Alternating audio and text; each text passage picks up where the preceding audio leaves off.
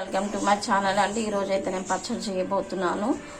దీంట్లోకి ఎండుమిరపకాయలు నీళ్ళలో వేసుకొని నానబెట్టుకున్నాను, చింతపండు, ఎల్లిపాయలు, జీలకర్ర, ఆనియన్స్ అండి. ఇంతేనండి, ఇంత మాత్రమే. ఇంకా ఇప్పుడు కడాయిలో ఆయిల్ పోసుకున్నాను. ఆయిల్ పోసుకున్న తర్వాత ఇప్పుడు నేను జీలకర్ర వేసుకుంటున్నాను.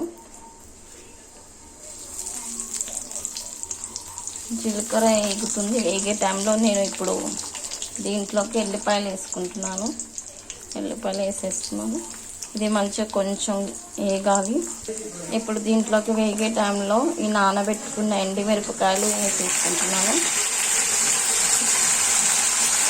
కొంచెం లైట్గా వేగితే చాలు. అది ఎక్కువ రోట్లో రుక్కుంటే చాలా బాగుంటుంది.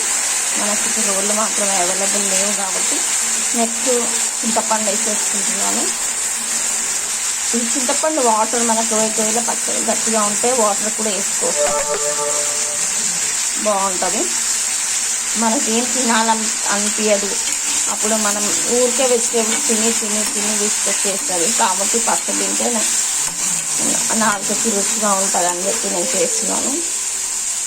ఇప్పుడు దీంట్లోకి ఒక స్పూన్ ఉప్పు వేసిన, ఉప్పు పడుతుంది. చింతపండు ఎండుమిరపకాయలు ఉన్నాయి కాబట్టి ఉప్పు పడుతుంది. నెక్స్ట్ దీంట్లోకి పసుపు వేసుకుంటున్నాను. అంతేనండి. దీంట్లోకి ఒకవేళ పులుపు ఎక్కువ అయితే ఎండుమిరపకాయలు గింజలు ఉంటాయి, ఆ గింజలు వేసుకుంటే సరిపోతుంది. ఇప్పుడు మనం మిక్సీ పట్టేసుకున్నాము. ఎక్కువ కూడా ఏపట్లేదు నేను.